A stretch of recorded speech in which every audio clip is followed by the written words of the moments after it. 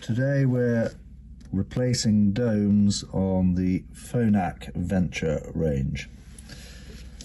So there are various different ways you can do this, but a way that makes life easier is if you invert the rubber on the actual dome. You can then see the tip of the rubber grommet inside, and then you can clearly see the end of the plastic receiver. So with both dome and receiver pinched within the thumb and forefinger, you simply get the receiver, twist it around, and as you can see, it then just slots into the dome, and then you can flip the dome round the right way.